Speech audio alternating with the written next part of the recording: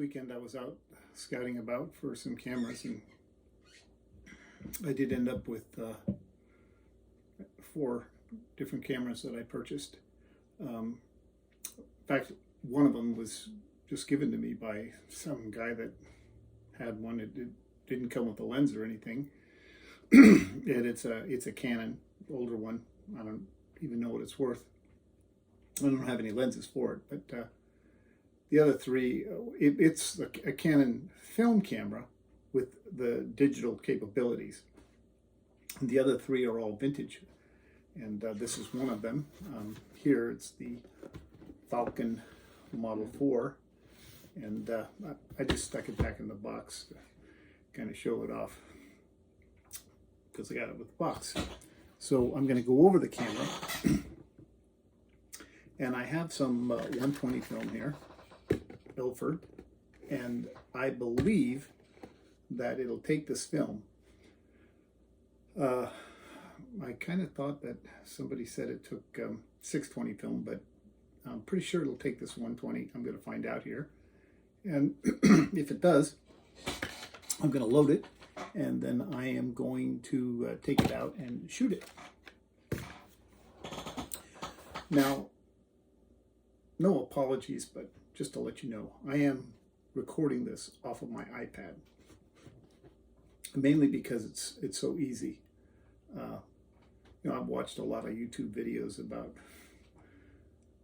all the best cameras and whatnot, and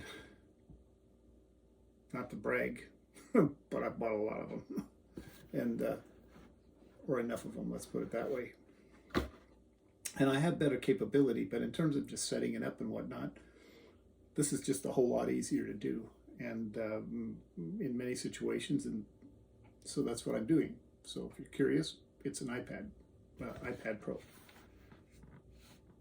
I can't remember, 11 or 12, or whatever. It was the latest model when I got it about a year ago. Okay, so here's the camera. And first thing I want to do is open the back and see. You just got a little lever here. You depress and then open it up. And then I've got the spool here. So, and here's the film. So, the idea is to put the pickup spool here, where the winder is, of course. And let's see if I could do that.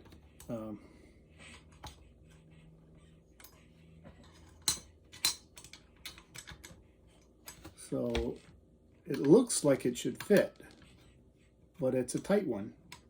I will tell you that. If it does fit, it's a tight fit. So here, let me see if I could do this.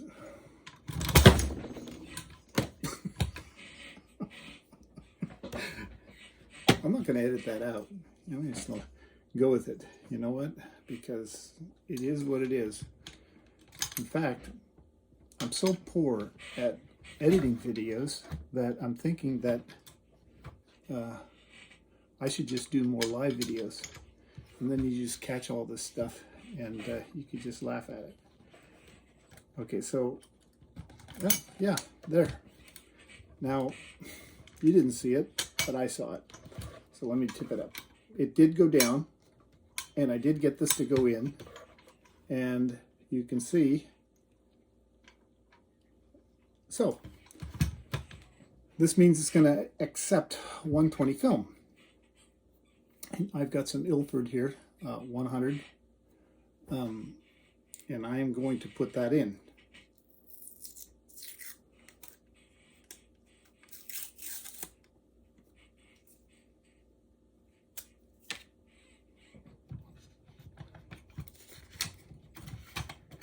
It's the same way. There's a little button over here. You just lift it up. It's a pretty simple mechanical camera. It was built in 1939, and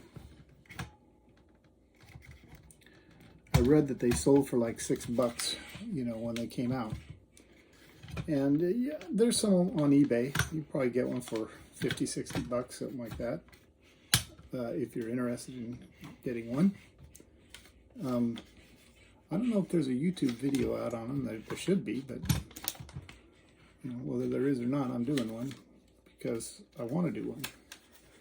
And one of the main things that I like to do in my videos is to display sample images.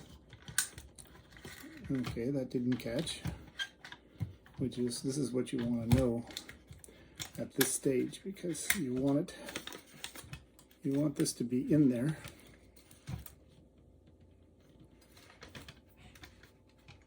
And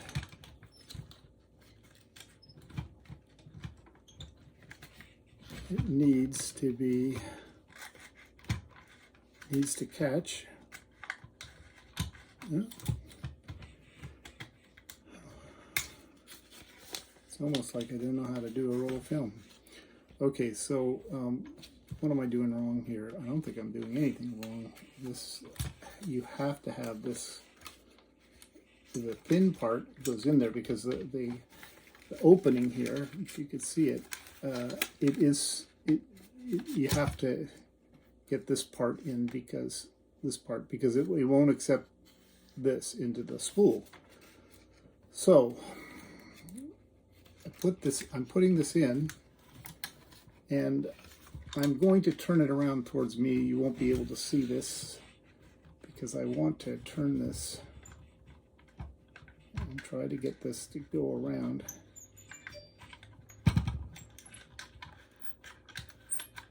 Okay, so I got it, and it is, you can see, it is advancing. Okay, this is what we want. Okay, so now we're there. I'm going to close it up, and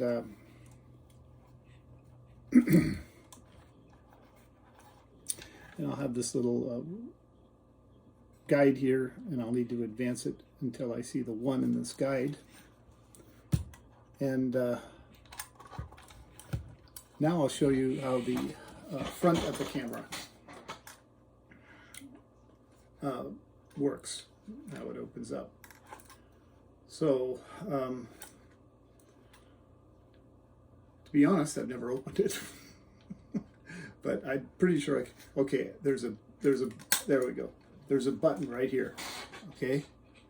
And you're gonna push this button. Boom. That was cooler than I thought it would be. Well, okay, let's do that. You know what? This is where I would like to be shooting at a higher frame rate and being able to slow this down. I mean, this is how the real YouTube geniuses, get you attached. Okay, now watch. I'm going to push the button. Anyway, I think it's pretty cool. So, very simple. You've got the viewfinder here, which you can see it tilts. So you can, I guess, that's so you can be looking at it, from the side, or that's so that you can compose in landscape mode. Okay. And then in portrait mode, you pop this up like this. Okay, that makes sense. So now what else is there? There's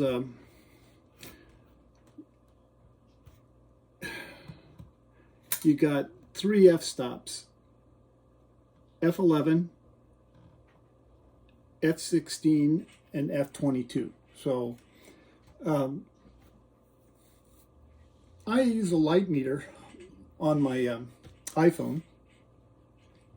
So I would use my light meter according to the film that I put in there, and I put 100 ASA in here, black and white, and then do it accordingly. And I'd have to look up, I'm not sure of how many millimeters the lens is, so I'll have to look into that because I just don't know. But I do see 1, 2, 3, 4 for focusing, 4 distances. And if I got them right, it's, let's see, oh, mercy. It's, I don't know, let me first look at them. Okay. It looks like, okay, that looks like, okay, I believe what you have is 6 feet here, okay, and then as you turn it, the next one is 10 feet. You can see I didn't rehearse this. I mean, this is like, you and I are learning this together. This one's 15 feet, and then it goes 25 feet, and then the last one is infinity, and it says INF, so that's infinity, okay? So without having a manual, and I don't know if I'll be able to find one online, but without having a manual, I would say that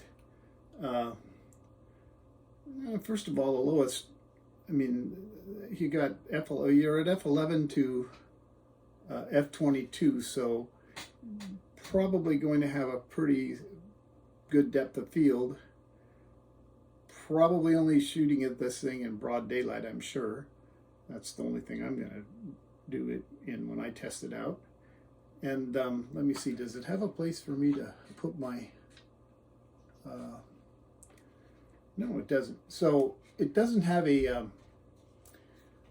nothing to put it on a tripod, although I could make a custom one, and I might, depending on how well I like the camera. I did make a custom one and did a video on it. I made a custom mount for my AGFA B2 Cadet, which is a box camera from the 30s. This is from the 30s too. I think I said 1939. But this has more bells and whistles, and the Cadet is very primitive. But I did make, actually with the help of a neighbor, he mostly did the work. I had a mount made so that I could put it on a tripod, which I found very helpful. And I might just do the same for this. This has this little lever, by the way, it comes out here, so that you could, you know, it'll sit level. Here you can see that, okay? So more or less sit level. And kind of cool. Maybe tomorrow I'll take it out and shoot this roll of film, and then post the images with this video. Either that, or I just might put this video up and then come back later and post the images, because it takes time. I don't do my own developing. I take it to a local camera shop, and they develop, and sometimes it takes a week and whatnot to get it back. And sometimes the thing that takes longest is that it sets on my shelf, because I have several cameras to test and I just don't get it out. But this one I really do want to test because I like it. I like the simplicity of it. I really like the fact that it takes the 120 film, and I like that the bellows look nice and clean. I should have, before I loaded it, and this is, you know,